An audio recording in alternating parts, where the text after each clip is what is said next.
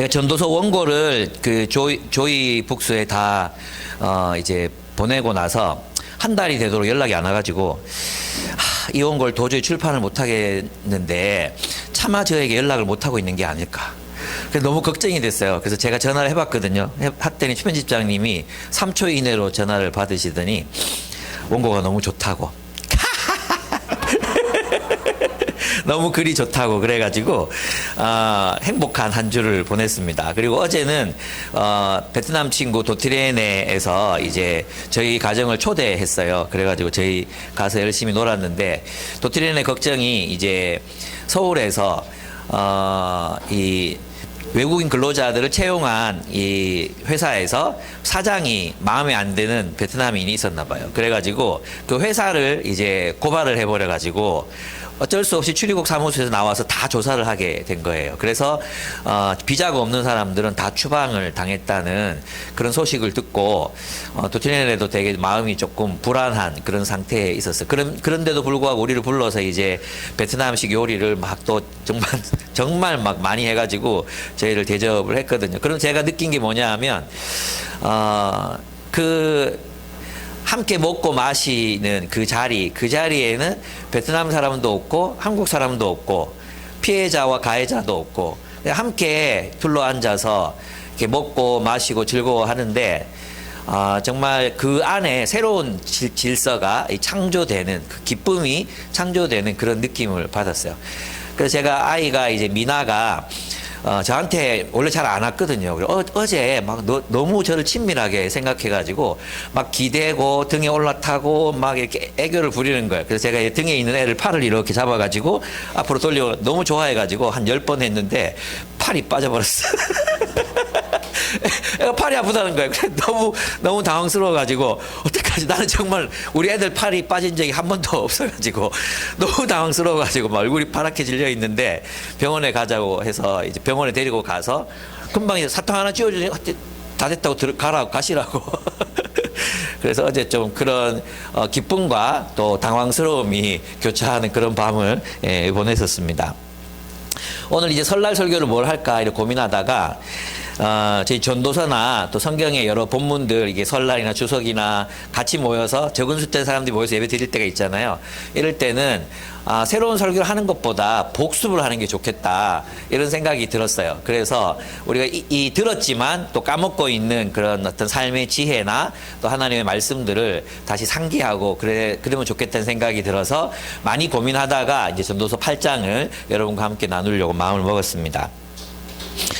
여러분 아시겠지만 많은 분들이 이제 뭐 기독교는 정치와 상관이 없는 것이라고 생각하지만 성경은 정치에 대해서 이야기하는 구절들이 굉장히 많습니다. 왜냐하면 예수님은 이제 악한 권력이 지배하는 세상에서 왕이 되시기 위해서 오셨잖아요. 진정한 왕이 되시기 위해서 오셨잖아요. 바로 이 자체, 예수가 메시아라는 이 사실 자체가 정치적인 행위인 거죠. 나를 왕으로 믿고 따르라는 거잖아요. 그죠? 그러면은 기존 질서에 대해서는 어떤 저항이나 또는 여러 가지 또는 반대나 찬성이나 뭐 여러 가지 어떤 결정들이 생길 수밖에 없잖아요. 그런 의미에서 보면 기독교가 이제 그래서 존 하워드 요더가 예수의 정치학이라는 책을 썼는데 기독교인의 삶 자체가 예수님을 왕으로 섬기는 그런 행위 자체가 그 믿음의 행위 자체가 이미 정치적일 수밖에 없는 거죠. 특별히 악한 독재자들이 다스리는 나라의 시민들은 결코 행복할 수가 없잖아요. 지금도 많은 나라들이 독재자의 폭압적인 정치 때문에 그 나라 시민들의 삶을 불행하게 만들고 있습니다. 말할 수 있는 자유가 박탈당하고 바른 말을 했다고 끌려나가서 고문을 당하거나 살해당하기 일쑤입니다. 얼마 전에도 아프리카에서 뭐 대통령이 연설하다가 바지에 오줌을 쌌는데 그게 이제 보도에 나갔다고 그 자리에 있었던 기자들을 전부 감금하고 뭐 행방불명된 사건이 있었습니다. 중앙아시아 투르크메니스탄에는 수도가 자동차도 흰색만 들어갈 수 있습니다. 모든 건물이 흰색입니다. 독재자가 법을 만들어서 흰색이 아닌 차는 수도에 들어올 수 없다고 결정을 했기 때문에 동화 속에 나오는 이야기 같지 않습니까? 나쁜 나라 동화 속에 나오는 이야기 같잖아요. 실제로 있는 이야기인 거예요. 실제 하는 이야기입니다. 참 맙소사이죠.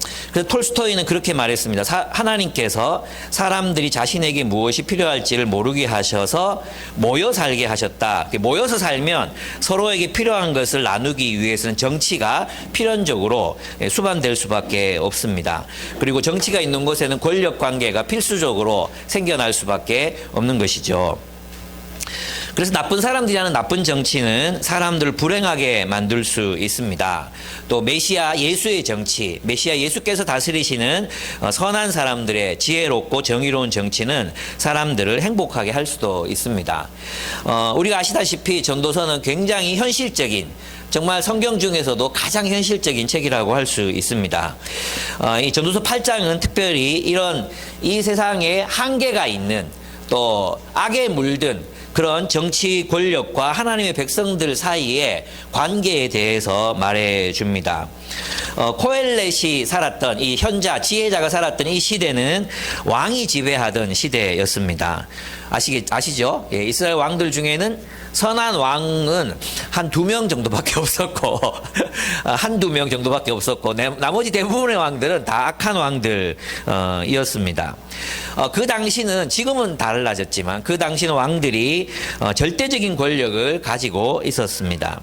선한 왕이라도 완전하게 다스릴 수가 없었는데 악한 왕들, 게다가 어리석은 왕들이 다스리는 그 시대는 사는 사람들 얼마나 힘들었겠습니까? 게다가 이스라엘 백성들은 자신의 나라가 아닌 나라로 끌려가서 뭘 당했습니까? 타국 왕들, 정말 더 독재적이고 그런 폭압적인 정치를 견뎌내야 했었습니다. 그러면 오늘날 하나님의 백성들은 이 권력, 악한 권력이 또 어리석은 권력, 이 지배하는 세상 속에서 어떻게 살아야 할까요? 오늘이 설날이잖아요. 설날 뜻을 제가 설날 때마다 말씀드렸잖아요. 낯선 날, 새로운 날, 너무나 새롭기 때문에 새로운 날이라고 해서 설날, 새해, 설날이거든요. 근데 우리는 아시겠지만 이 땅, 해 아래 세상, 하나님의 다스림을 벗어난 이 해 아래 세상은 어떻습니까? 설날이 없습니다. 새로운 날이 없어요. 다 옛날부터 있었던 진부하고 오래되고 낡았고 그런 세상이 계속 반복되고 있습니다. 그럼 진정한 설날, 그것은 어디에 있겠습니까? 우리가 아시다시피 그것은 메시아의 통치 속에 있습니다.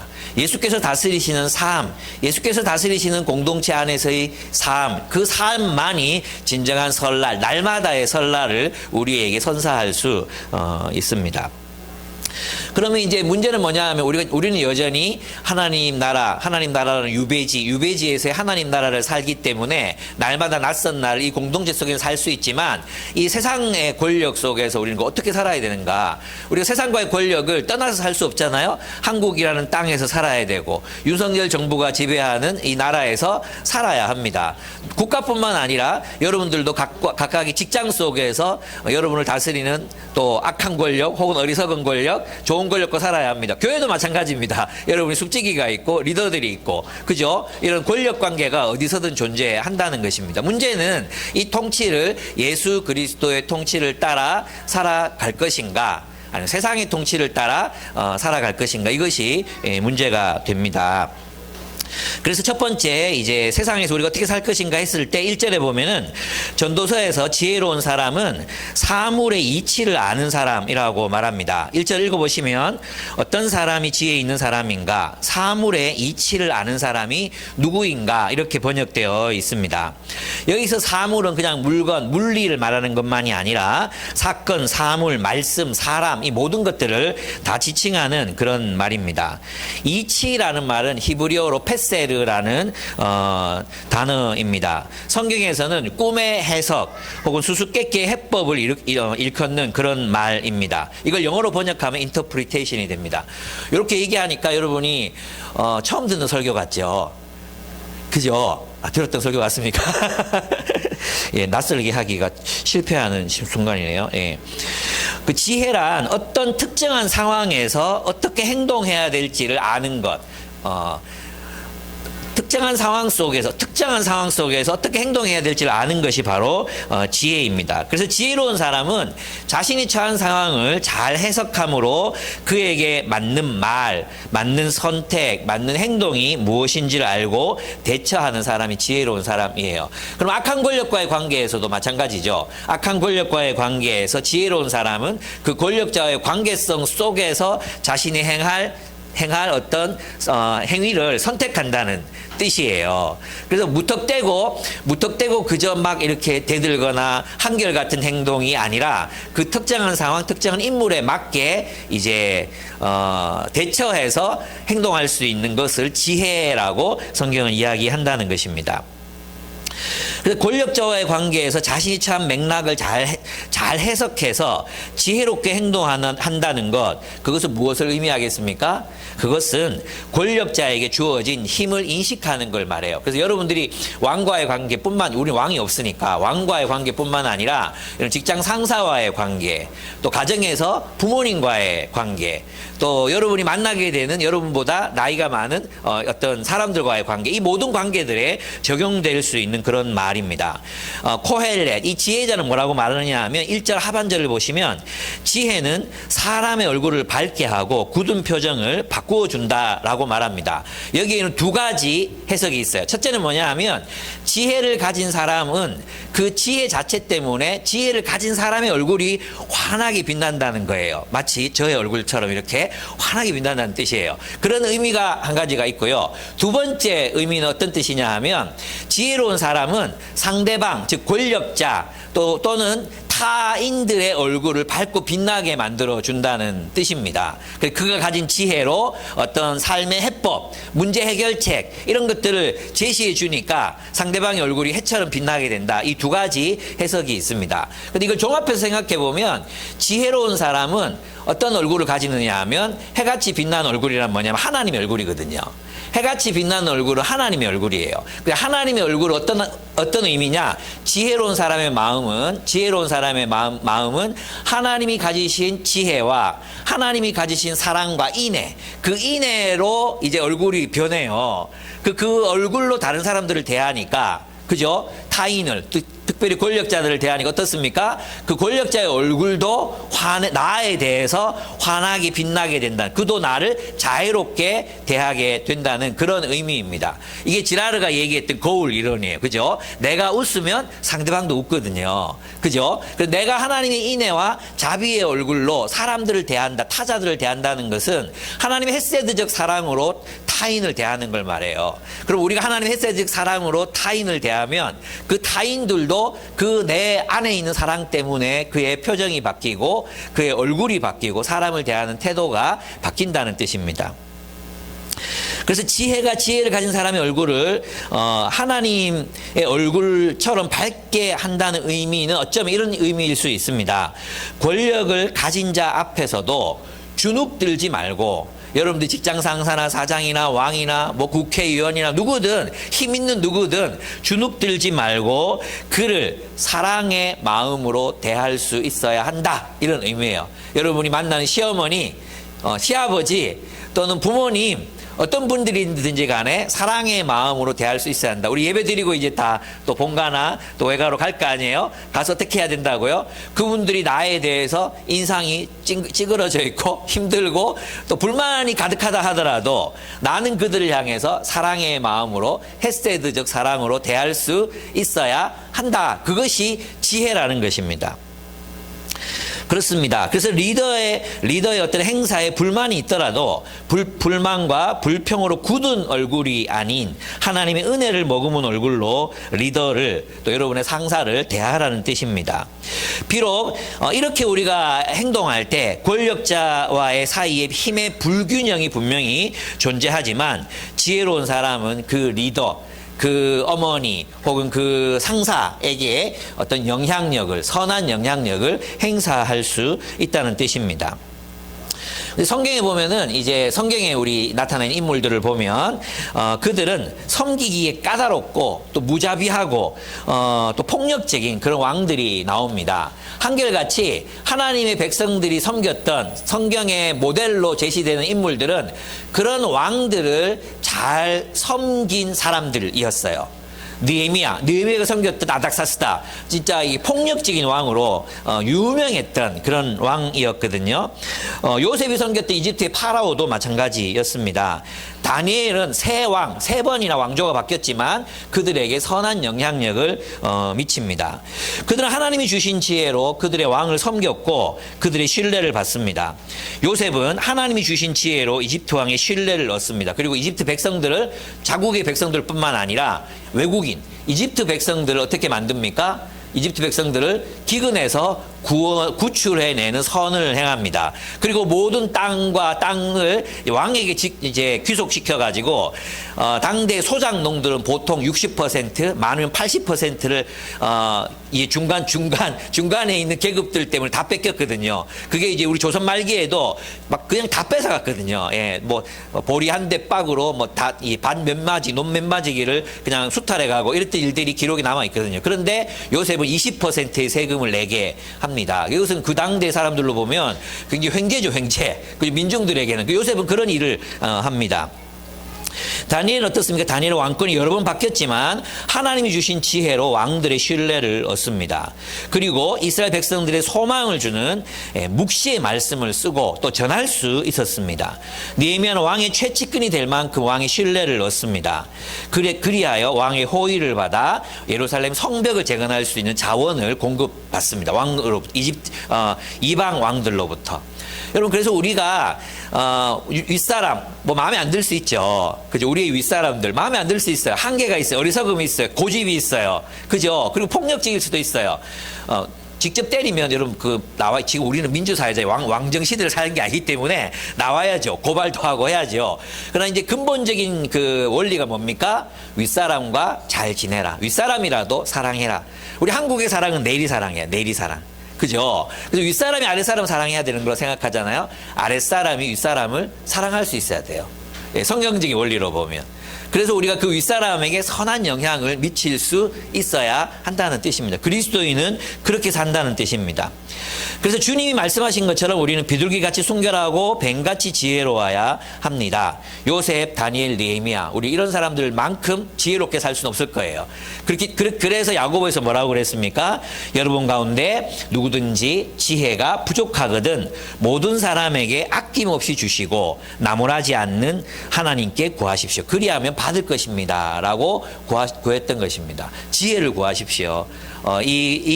내가 속한 이 집단 속에서 내가 어떻게 살아야 될지 모르겠습니다. 이럴 때 지혜를 구하십시오. 이 윗사람들과 이 권력자들과 내가 어떤 관계 속에 있어야 될지 모르겠습니다. 지혜를 구하십시오. 그럼 여러분은 비둘기처럼 순결하면서도 지혜롭게 승리할 수 있는 방법들을 하나님께서 허락하실 것이라고 저는 믿습니다. 그래서 그리스도인들이 있잖아요. 항상 제3의 길이 있다고 믿는 사람들이에요. 예, 세상이 정해준 극단적인 우와 좌의 길이 아니라 하나님이 허락하신 제3의 길이, 창의적인 길이 있다고 믿고 살아가는 사람들, 그리고 그 해법을 발견하는 사람들이 그리스도인이라는 사실을 기억하시기 바랍니다. 두 번째, 리더의 권위를 존중하셔야 합니다. 지혜로운 사람은 리더의 권위를 존중합니다. 이 말은 뭐냐 하면 리더가 가진 힘과 내가 가진 힘이 같지 않다는 것, 힘의 불균형이 있다는 사실을 인정하라는 것입니다. 리더에게는 더 많은 권한, 더 많은 인맥, 더 많은 경험이 있습니다. 이러한 힘의 불균형을 이해하고 자신의 입지를 정할 줄 아는 게 지혜라는 거예요. 그냥 너도 사람 나도 사람 이렇게 보지 말라는 거죠. 엄연하게 권력관계 속에서는 힘의 불균형이 존재할 수밖에 없어요. 예, 그걸 무시하면 안 돼요. 예, 시어머니와 며느리의 힘의 관계는 대등할 수 없어요. 예. 대등할 수 없어요. 뭐 나중에 보면 유산 문제도 있고 여러 가지가 꼬인단 말이에요. 그렇기 때문에 이 힘의 불균형을 인지하고 내가 어떻게 처신할까를 판단하는 것, 그것이 지혜라는 것입니다. 그리고 내가 내는 의견과 상위 리더십이 내는 의견은 동일한 무게와 힘을 가질 수가 없어요. 그건 당연한 거죠. 그렇기 때문에 지혜롭게 행해야 된다는 것입니다. 일단은 그 왕의 권위를 존중하는 것, 또 리더의 권위를 존중해서 정중하게 이야기하는 것이 굉장히 중요합니다.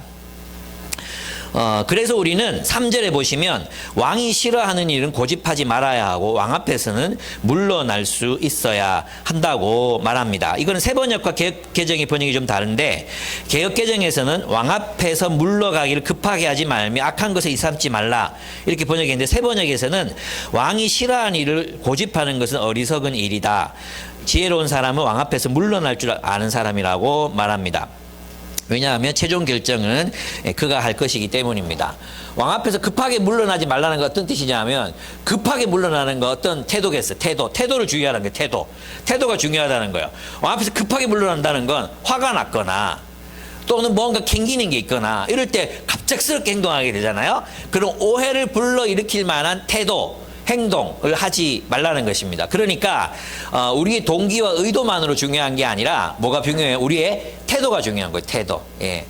교회 안에서도 마찬가지입니다. 여러분의 상위 리더가 있잖아요. 그러면 제가 늘 말씀드리는 거지만 그 힘의 불균형이 있다 그랬잖아요. 하나님이 또 세우셨잖아요. 그죠? 하나님이 세우셨, 이 사람이 죄 짓는 거 아니라면 이 사람이 말하는 것들을 좀 기쁘게, 이 리더가 좀 기쁘게 할 수 있도록, 교회에서 숲지기 하고 또 목사, 간사하는 것 좀 힘들거든요. 그죠? 근데 그때마다 뭐 제안을 할 때마다 뭐 못하겠다 하고 뭐 피곤하다 하고 막 이러면, 맨날 손 번쩍번쩍 들면서 이제 이게 뭐 이렇게 막 대들고 이러면, 우리 교회를 얘기하는 게 아니에요.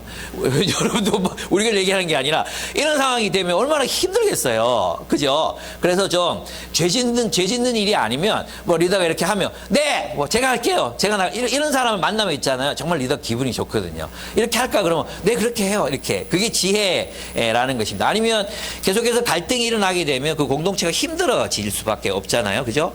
그런 부분에서 여러분들이 리더의 권위를 존중하는 것, 그 리더와 함께, 어차피 글을 세우셨잖아요. 어차피 글을 하나님이 세우셨잖아요. 그 리더와 함께 하는 법을 배워야지. 아니면 이제 네가 해. 보면 자기는 다 안 하려고 하면서 세워놓고 밑에서 막 흔들어. 그러면 안 돼. 흔드는 것도 아니죠. 그렇게 우리가 누군가를 세웠으면 그 사람과 더불어 함께 그 공동체를 기쁘게 세워가는 법, 이런 법들 우리가 배워야 돼요. 세상에 나가서도 마찬가지예요. 세상의 리더들도 자기가 한계가 있다는 걸 알거든요. 물론 이제 있어요. 이제 모르는 친구들도 있어요. 모르는 친구들도 아주 뭐 TV도 자주 나오고 그러지. 모르는 친구들도 있지만 대부분의 사람들은 자기 한계를 알아요. 그런데 누가 이제 그 태도를 가지고 이렇게 좀 좋게 이렇게 얘기해 주지 않으면 계속 방어적이 되는 거죠. 그죠? 그래서 여러분 아시죠? 인간관계에 대해서 굉장히 중요한 강의를 한 어떤 그분이 자기 직장에 다니면서 한 분을 연구를 했는데, 이분은 모두가 싫어하는 직장 상사가 있었대요. 전부 다 싫어한대요. 근데 신입이 들어왔는데 다른 사람들 감히 말도 못하고 뒤에서 계속해서 욕하고 막 이렇게 막 험담하고 막 이러고 있는데, 이 신입이 벌떡 일어나가지고 그 부장인가 그 직장 상사에 가가지고 오늘 무슨 일이 있었어요? 아무도 막 전부 다 부정적으로 생각하는데 이 친구 가가지고 오늘 무슨 일이 있었어요? 집안에서 어떤 어려운 일이 있었어요? 이렇게 막 묻고 매번 그러니까 직장상은 이 마음이 열린 거예요. 부드러워진 거예요. 그래서 그 사람을 보고 자기가 이런 갈등 관계에 있는 사람도 어떻게 해결해 가는지 연구하기 시작했대요. 그런 사람들이 되면 좋겠어요. 심지어 세상 사람들도 까다롭고 대하기 어려운 사람들 향해서 그 마음을 풀어놓고, 그죠? 그 사람과의 관계에서 좋은 어떤 결과를 맺는데, 우리 그리스도인들은 믿는 사람들 안에서도 이걸 잘 못하는 거예요. 기분 좋게 이렇게 할 수 있잖아요. 그 태도에서 이렇게 할 수 있는데, 이런 부분에서 우리가 좀 이제 전도서의 지혜를 배울 필요가 있습니다. 왜냐하면 모두가 악한 리더들과 함께 일했지만 그들의 얼굴을 이렇게 인자한 얼굴로, 헤세드의 얼굴로 바꿔놓을 수 있었던 리더십, 그 리더십이 바로 기독교적 리더십, 하나님의 백성들의 리더십이라고 할 수 있기 때문입니다. 물론 지금은 그때와는 달라졌죠. 그죠? 지금은 리더들이 MZ 혹은 뭐 아랫사람을 눈치 봐야 되는 상황이잖아요. 이런 상황일지라도 여전히 권력은 힘이 세고 위험합니다. 그래서 여러분 세상 속에서 이런 권력을 만나게 될 때 주의할 필요가 있어요. 여러분 괜히 다칠 필요 없잖아요. 그죠? 괜히 다칠 필요가 없어요. 그래서 공식대로 하지 말라는 거예요. 공식이 있지만 그 공식을 적용할 때는 지혜롭게, 사람에 맞게. 이 사람이 민주적이고 굉장히 다른 사람의 말을 듣는 것에 대해서 열려 있고 그리고 선한 사람이야. 그럼 부드럽게 이렇게 얘기할 수 있잖아요. 악한 사람이야. 이럴 때는 때를 잘 봐야 되는 거죠. 그죠? 내게 화살이 날아올 수도 있잖아요. 그 독화살을 굳이 내가 쏴라! 이럴 필요가 전혀 없다는 거예요. 그게 이제 전도서의 현실적인 그런 대안인 것입니다. 5절에서 8절. 그래서 우리는 알맞은 때와 알맞은 방법을 찾아야 합니다. 지혜로운 사람은 때에 맞게 선택하고 어떻게 행해야 될지 그 길을 아는 사람입니다. 지혜자는 옳은 일을 때에 맞게 할 수 있는 사람, 이 사람들이 지혜로운 사람이라고 할 수 있습니다. 그래서 5절, 6절을 보면 공동 번역으로 제가 읽어보면 그러므로 그의 명령을 지키는 사람은 화를 입지 않는다. 생각이 지혜로우면 어떤 경우에 어떻게 행동해야 될지도 알게 된다. 무슨 일이든 때와 방식이 있는 법이다. 아무리 제대로 하여도 화를 입는 경우가 많다. 그래서 때와 이런 상황을 살펴서 행동해도 화를 입는 경우가 많은데 무대뽀로 행동하지 말라는 것입니다. 옳은 일이라 할지라도 그것을 실행할 때가 언제인지를 아는 것이 지혜입니다. 그래서 너무 일찍 실행하거나 너무 늦게 실행하면 효과를 볼 수가 없습니다. 그래서 우리는 동기가 순수해야 되고 해야 하는 일이 옳은 일이기 때문에 더 신중하게 그 일이 이루어지게 하기 위해서는 더 신중하게 더 지혜롭게 접근할 필요가 있다는 거예요. 왜? 꼭 이루어야 되기 때문에. 그래서 무대뽀로 대들지 말라는 거예요. 정말 지혜롭게 때를 기다리고 준비하고 함께하는 사람들을 만들고 전략을 짜고 이런 어떤 일들이 꼭 필요하다는 것입니다. 선하다고 내가 하려는 일이 그냥 옳은 일이라고 다 정당화될 수 없다는 거예요. 네. 그 일을 정말 지혜롭게 또 스무스하게 또 영향력 있게 열매를 맺기 위해서는 다른 방식들이 필요할지도 모른다는 것입니다. 그렇습니다. 그래서 우리는 독서를 하고 경험자에게 물어야 합니다. 지혜는 경험해보지 못한 것을 경험해본 사람들의 간접 경험을 통해 배우는 것입니다. 그래서 여러분들 가운데 20대들 중에 그런 많잖아. 모든 걸 다 경험해보고 내 스스로 결론을 내리겠다. 그 모든 것을 다 경험해 보면서 여러분이 뒤지는 수가 있어요. 죽는 수가 있어요. 그래서 그렇게 하지 말라는 거예요. 예, 물어보라는 거예요. 그래서 여러분 젊을 때 정말 필요한 게 멘토예요. 멘토. 여러분의 멘토가 반드시 필요해서 이럴 때 어떻게 해야 됩니까 할 때 그런 이야기들을 잘 들려줄 수 있는 멘토를 곁에 두는 것, 이거 굉장히 중요한 일이라고 할 수 있고, 나이 들면 꼰대가 되는 게 왜냐하면 멘토가 없어지니까 꼰대가 되는 거예요. 자기만 옳다고 생각하게 되거든요. 그래서 나이 들수록 여러분보다 더 지혜로운 사람들을 찾아야 돼요. 또 만남의 폭을 점점 넓혀 가셔야 합니다. 그러면 내가 생각했던 것이 전부가 아니라는 사실을 이제 깨닫게 됩니다. 하나님께서 제게 최근에 어떤 그런 기회를 주십니다. 그래서 하여튼 좀 전국에 책 좀 쓰는 사람들이 다 모였어요. 지난 포항에 박영호 목사님, 김기현 목사님, 또 전라도에 있는 박대영 목사님, 지금 알라딘 1위 학원 이재현 목사님, 또 40대 목사님들 이렇게 모였거든요. 모여서 이렇게 대화를 나누는데 굉장히 유익했어요. 어떻게 유익했냐 하면 사실 우리 IBF 출신들끼리 만나면 동어 반복되는 경우가 많거든요. 신흥종 목사님 맨날 교회 구조 이야기하고 나는 또 이런 얘기하고 맨날 똑같아. 좀 지겨워 솔직히. 이제 좀 그만하자. 그냥 낚시도 댕기고 좀 놀자. 제가 이랬거든요. 또 박영도 목사님 만나면 또 다시 개척하는 이야기 막 이런 얘기들. 이제 좀 그만하고 싶었는데 다른 색깔을 가진 사람들을 이렇게 만났는데 제가 굉장히 깨어지는 경험을 했어요. 이거 지금 말로 표현하기가 어려운데, 이게 보완되고 보충되고 뭔가 무너지는 느낌? 그러면서 다시 재건축되는 그런 느낌을 받았거든요. 여러분, 나이가 40이 넘어가면 정말 필요한 게 멘토예요, 멘토. 여러분 주변에 있는 사람들하고 계속해서 어울리고 또 다른 낯선 사람들과의 관계들을 만들어가고 이런 것들이 여러분에게 진짜로 필요하다는 거 여러분에게 말씀드리고 싶습니다. 그래서 맨날 만나는 사람만 만나고 맨날 하던 얘기만 하고 이것보다도 저도 좀 바꾸고 또 이렇게 숲을 바꿀 수 있나? 좀 그런 거 필요하고요. 이런 생각 해봤어요. 우리 교회도 다른 교회랑 한번 연합수련을 하는 거예요. 연합수련을. 이제 그게 필요할 때가 된 것 같지 않습니까? 그래서 좀 다른 분들 어떻게 생각하면서 교회 생활을 하시는지, 세상을 또 살아가시 이런 것들도 보는 게 필요한 것 같아요. 예, 그런 것들도 한번 기획해 보려고 합니다. 그렇습니다. 그런데 전도서는 있잖아요. 희한해요. 지혜의 효용성을 말하면서도 아무리 지혜로운 사람이라도 세상 만사가 어떻게 돌아가게 될지 모른다는 것입니다. 권력에 어떤 변화가 일어날지, 권력의 미래에 어떤 변화가 일어날지, 누가 왕이 될지, 누가 실각을 하게 될지 아무도 모른다는 것입니다.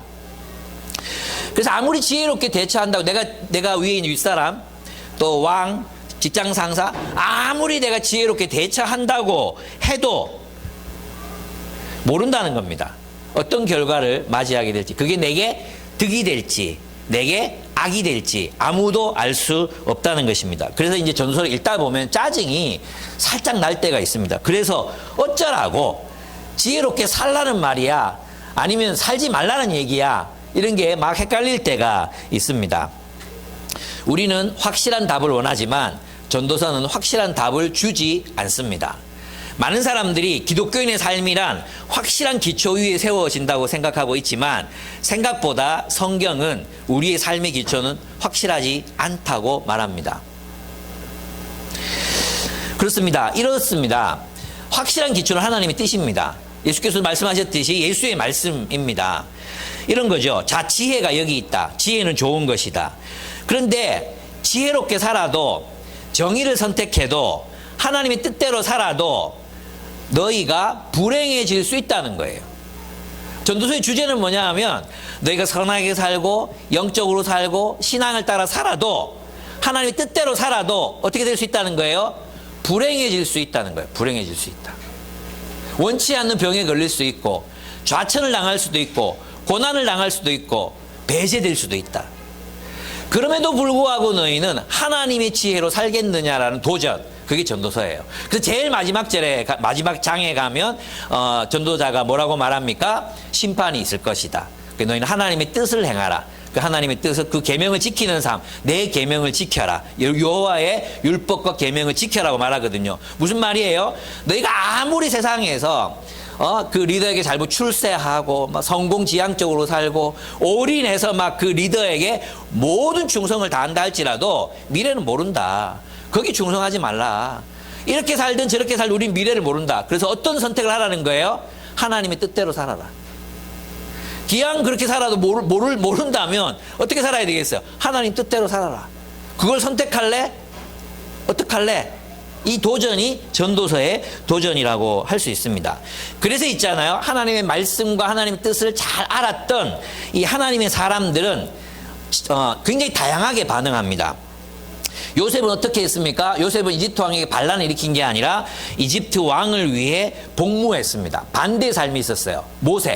모세는 악독하고 탐욕적인 이집트의 파라오에 대해 하나님의 부르심에 따라 저항합니다. 그리고 새로운 공동체를 창조해냅니다. 다윗은 어땠습니까? 사울의 그 추적을 피해서 도망갑니다. 달아납니다. 맞서지 않습니다. 그러나 예레미야와 같은 선지자는 모두가 침략국에 맞서야 한다고 강경하게 외칠 때 정복자들에게 굴복하고 하나님의 때를 기다리라. 안중근이 걸어갔던 길과는 정반대의 길을 예레미야는 이야기했습니다.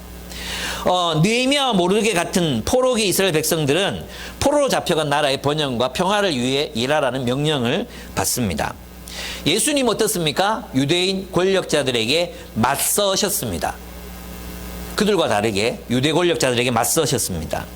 바울도 어떻게 했습니까? 바울은 로마의 권력에 하나님 안에서 복종하라고 명령했지만 요한은 황제 숭배를 거부하라고, 저항하라고 가르쳤습니다. 하나님의 사람들의 선택은 다양했습니다. 여러분들이 여러분들의 삶의 상황 속에서 만나게 되는 그 삶의 특정한 상황들 속에서 우리 하나님의 뜻을 묻고 그 하나님의 뜻을 따라 그 상황 속에서 하나님의 뜻대로 살라는 거예요. 그 모습은 각기 다양하게 나타날 수 있습니다. 한 가지 답이 있을 수 없습니다. 그렇습니다. 네 번째로 우리는 부조리한 현실 속에서 하나님의 길을 찾으라고 말합니다. 이 권력 관계는 사람을 고통스럽게 할 수 있습니다. 8장 9절을 보시면 사람이 사람을 주장하여 해롭게 하는 때가 있도다. 이 세상에는 권력을 진 사람이 따로 있고 그들에게 고통을 받는 사람이 따로 있음을 알았다. 이게 세번역입니다. 본문에는 한 악인이 등장합니다. 이 악한 권력자 때문에 그 마을, 그 성읍 사람들이 굉장히 고생을 받았습니다. 그는 사람들 위해 군림하다가 불행하게 죽습니다. 8장 9절 공동번역으로 읽어보면 남을 마음대로 주무르던 자가 때가 되면 화를 입는다 이렇게 되어 있어요. 권력을 가지고 남 위에 군림하던 사람도 결국은 화를 입고 죽임을 당합니다. 근데 지혜자가 이 세상에서 벌어지는 모든 일들을 살펴보다가 이상한 것을 발견합니다. 그런 그 사람들에게 악행을 행하고 수탈하고 착취를 행하던 그 사람이 죽었어요. 무덤에 묻혔어요. 마을 사람들이 그 사람을 들고 업고 가서 무덤에 묻었어요. 돌문 열고 무덤에 묻었어요. 돌아오는 길에 그가 행한 악행을 기억하지 않습니다. 도리어 그와 같은 도시에 살던 사람들, 그 악한 왕을 칭찬합니다. 폭정에 시달렸으면서도 히틀러나 전두환 같은 사람들을 칭송하는 자들이 있는 것처럼 그렇습니다. 그게 사람들입니다. 그게 인생이에요. 인생. 어리석은 인생이에요. 본문을 읽어보면 10절 상반절, 난 악한 사람들이 죽어서 무덤에 묻히는 것을 보았다. 그런데 사람들은 장지에서 돌아오는 길에 그 악한 사람들을 칭찬한다. 그것도 다른 곳이 아닌 바로 그 악한 사람들이 평소에 악한 일을 하던 바로 그 성읍에서 사람들은 그들을 칭찬한다. 이것이 해 아래 세상이에요. 정의가 정의로 인정받지 못해요. 예. 악이 악하다고 제대로 평가받지 않고 어떻습니까? 예. 오히려 칭찬을 받아. 잘했다. 잘 살았지. 그래, 이런 세상에 대해서 여러분들이 너무 마음 아파하지 말라는 거예요. 사람들이 어리석어서 그런 거예요. 사람들이 어리석은 세상을 우리가 살아가고 있기 때문에 그렇다는 것입니다. 사람들의 평가란 부질없는 것입니다. 하나님을 떠나 어리석어져 버린 이 세상은 올바른 판단력을 잃어버립니다. 이 어리석음 때문에 사람들은 독재자를 지지하고 학살자를 영웅으로 떠받들며 자신들의 것을 빼앗아가는 것을 눈을 뜨고 뻔히 보면서도 그를 칭송합니다. 가난한 사람들이 자신들을 위한 복지 예산을 줄이고 의료보험 혜택을 박탈한다고 해도 눈을 빤히 뜨고도 속는 것이 이 해 아래 세상을 살아가는 사람들의 어리석음이라는 것입니다. 그래서 사람들은 이 세계 속에서 곧바로 응보를 받지 않기 때문에, 심판을 받지 않기 때문에 담대하게 악을 행합니다. 그렇다고 의인이 받아야 될 보상을 받고 악인이 받아야 될 심판을 받는 것도 이 세상 이치가 아니라는 거예요. 그걸 너무 가슴 아파하지 말라는 것입니다. 해 아래 세상은 그렇습니다. 그래서 이 해 아래 세상의 허무함, 헛됨, 덧없음은 무엇을 기대하게 합니까? 하늘로부터 내려오는 새로운 질서를 기대하게 합니다. 하늘로부터 내려오는 하나님 나라의 새 창조를 기대하게 합니다. 하나님은 사람들이 거꾸로 뒤집어버린 이 세상의 권력을 메시아 예수를 보내셔서 바로잡으십니다. 예수께서는 작은 자가 큰 자가 되고 큰 자는 가장 낮은 자가 되어 섬기는 새로운 권력 관계를 말씀하셨습니다.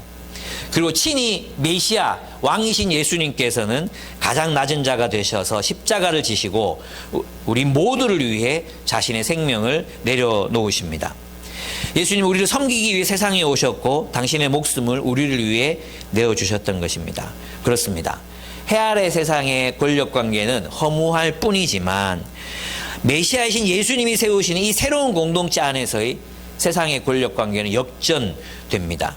섬기는 자가 큰 자가 되고 의로운 사람이 명예를 얻고 왕은 백성을 위해 자신을 희생합니다. 십자가로 세워진 이 공동체는 평화와 번영의 질서, 즉 샬롬의 새로운 질서를 창조해냅니다. 그 새로운 질서는 다섯 번째 마지막 15절에서 17절은 일상을 축제로 만드는 것입니다. 그렇습니다. 우리는 거꾸로 뒤집힌 이 해 아래 세상의 질서를 다시 하늘의 질서를 통해서 뒤집어 엎어야 합니다. 그리하여 가난한 사람들이 이 땅에서 천국을 누리고 정의가 없어 애통하는 사람들이 하나님의 정의가 실현됨으로 위로를 받고 권력자들이 아니라 하나님의 뜻에 겸손하게 순종하는 온유한 자가 땅을 차지하며 의에 줄이고 목마른 사람들이 배부르며 의를 위하여 핍박받는 자들에게 하늘의 상이 주어지는 하나님의 통치가 이루어지는 그 하나님 나라의 새로운 공동체를 세워가는 것, 그것이 바로 우리에게 주어진 사명이라고 할 수 있습니다. 그렇습니다. 우리는 그런 나라를 세워가야 합니다. 그러나 우리가 살아가는 이때는 허무와 희망이 뒤섞이고 알곡과 가라지가 각기 자신의 열매를 맺으며 자라는 그런 세상입니다. 하나님의 백성들과 세상 사람들이 국가의 권력과 하나님의 통치가 뒤섞인 채로 살아가야 하는 시대, 그 시대가 우리가 살아가는 불완전한 시대입니다. 그러므로 우리는 우리 시대에 적합한 방법들로 지금 여기에서 하나님 나라를 누려야 합니다. 어떻게 살아야 할까요? 우리 다 잘 아는 전도서의 대답이 있잖아요. 전도서의 지혜는 무엇입니까? 먹고 마시고 즐거워하라는 것입니다. 먹고 마시고 즐거워하라. 그 먹고 마시고 즐거워하는 삶 속에서 이게 무슨 뜻입니까? 먹고 마시고 즐거워할 수 있으려면 뭘 해야 합니까? 하나님이 주신 것들을 긍정해야 돼요. 하나님이 주신 것들을 누릴 수 있는 능력이 있어야 되잖아요. 그러니까 하나님이 주신 것들을 하나님 안에서 함께 먹고 함께 마시고 함께 즐거워할 때 무엇이 생겨납니까? 이 땅에 새로운 질서가 창조되는 겁니다.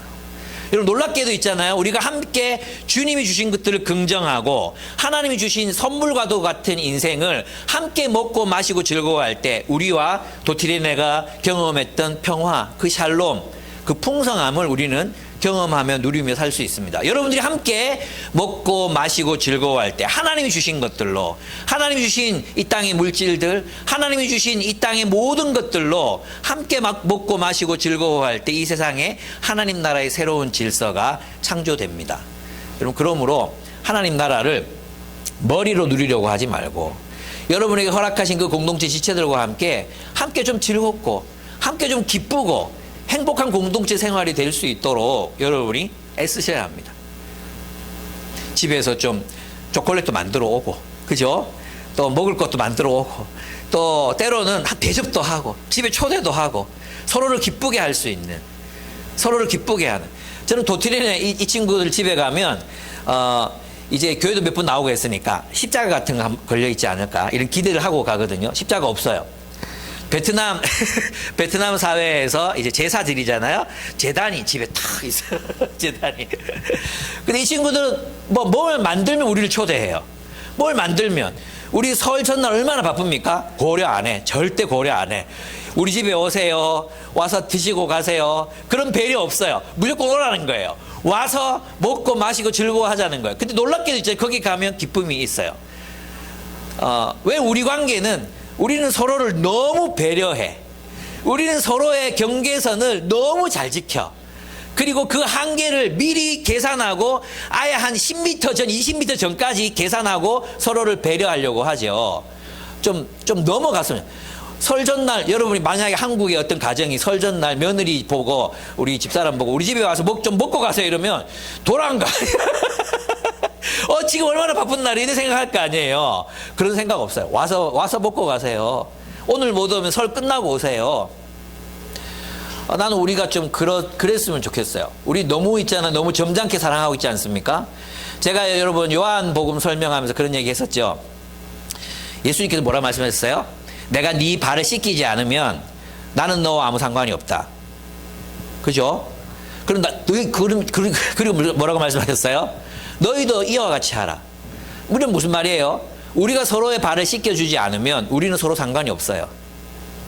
우리가 서로의 더러운 발을 씻겨준다는 건 그 더러운 발, 사람이 가진 한계, 그 사람이 가진 고집스러움, 그 사람이 가진 어떤 죄, 그 사람이 잘 모르는 어떤 어리석음, 이 모든 걸 어떻게 한다는 거예요? 수용한다는 거예요. 내가 씻어준다는 거예요. 내가 그렇게 하지 않으면 여러분과 나는 아무 상관이 없는 거예요. 우리 하나님 백성 아닌 거지. 주님이 하셨던 것처럼 그 단계를 우리가 극복하지 못하면 우리는 하나님 나라의 새로운 질서를 만들어갈 수 없어요. 왜 우리는 너무 이렇게 점잖게 사랑하죠? 사랑이 그런 건가? 좀 넘어섰으면 좋겠어요.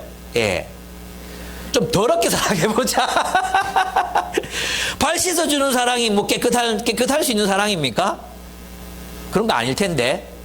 우리는 점잖은 모습으로 누가 세족식 한다 그러면 발 다 씻고 비누로 한 번 더 칠하고, 그죠? 깨끗하게 된 발, 자, 씻어주세요.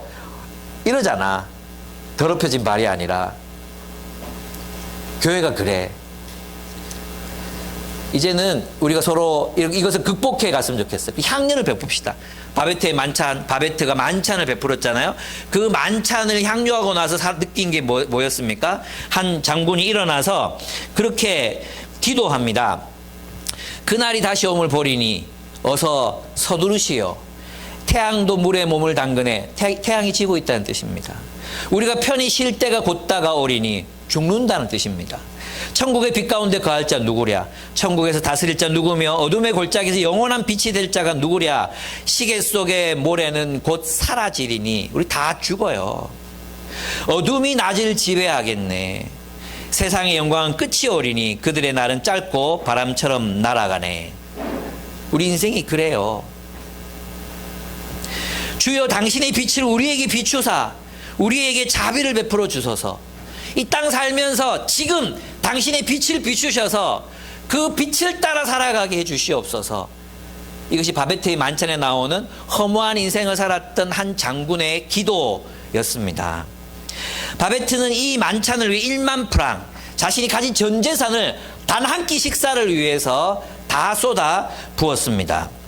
이 만찬은 천국에서 누리게 될 향연이 무엇인지를 고대하게 만들었습니다. 그리고 이 해안의 세상을 허무하게 살아가는 자들에게 천국의 향연을 베풀어 맛보게 했던 것이죠. 그리하여 세상의 모든 죽어가는 것들, 내가 세상의 모든 죽어가는 것들을 사랑하리라. 윤동주의 시처럼 세상의 모든 죽어가는 것들을 사랑하는 삶, 그 삶을 꿈꾸게 만듭니다. 그래서 죽어가는 그 모든 사람들에게 하나님께서 빛을 비추셔서 빛 가운데 살아갈 수 있게 해달라고 기도하게 합니다. 여러분, 우리는 다 어둠 가운데 소멸될 것입니다. 우리의 생명의 모래시계는 결국은 끝이 정지되고 멈춰버릴 것입니다.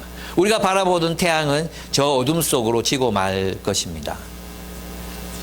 우리가 악한 세상 속에서 산다 할지라도 이 땅에서 하나님이 주신 기쁨을 만끽하며 살 수 있는 길이 있고, 또 한 가지 길은 그 악한 권력 속에서 그 권력에 아부하고 출세하고 그 악한 세상 속에서 소망을 두는 삶이 있습니다. 어떻게 사시겠습니까? 어리석게 들이받고 장렬하게 가는 인생도 있습니다. 이것도 뭐 나쁜 건 아닙니다. 마지막 남은 한 가지 대안은 악한 세상에 살면서도 하나님이 주신 것들로 서로 기뻐하며 사는 것입니다. 하나님이 주신 여러분 우리 다 한계가 있잖아요. 여러분 자신도 다 한계가 있잖아요. 자기는 모르죠. 자기의 어떤 모습이 다른 이들을 힘들게 하는지 몰라요. 자기는 굉장히 유쾌하고 즐겁고 다른 사람들이 만나면 나는 나 정도는 괜찮다고 다 생각하고 살아요. 당신 때문에 내가 힘들고 너 때문에 내가 어렵고 이렇게 생각하지. 우리 모두가 다 한계가 있다니까요. 어떻게 살아야 되겠어요? 사랑해야죠. 예, 좀 기뻐합시다. 서로 가진 한계에도 불구하고 서로를 좀 기쁘게 하는 삶, 서로를 행복하게 해주는 삶. 그래 네 말대로 하자. 좀 서로를 기쁘게 해주고 행복하게 해주는 삶, 함께 먹고 마시고 누리는 삶. 그 삶을 여러분이 세상 속에 살아감으로 이 허무한 질서 속에서 하나님의 그 기쁨의 질서를 창조해낸 우리 기쁨의 교회가 되었으면 좋겠습니다. 교회 이름이 달리 기쁨의 교회겠습니까? 이런 삶을 살아감으로 기쁨을 선택하신 여러분의 생애가 되기를 축복합니다. 아멘 하십니까? 예, 이 설날에 진부한 세상 속에 새것이 없는 세상 속에 새것이 왔으니 그것이 곧 하나님의 나라요 메시아의 통치 속에서 함께 먹고 마시고 즐거워하는 삶이라는 것을 기억하고 그렇게 살아간 저와 여러분의 생이 되기를 축복합니다. 아멘. 예, 함께 기도하겠습니다. 제가 오늘은 기도하도록 하겠습니다.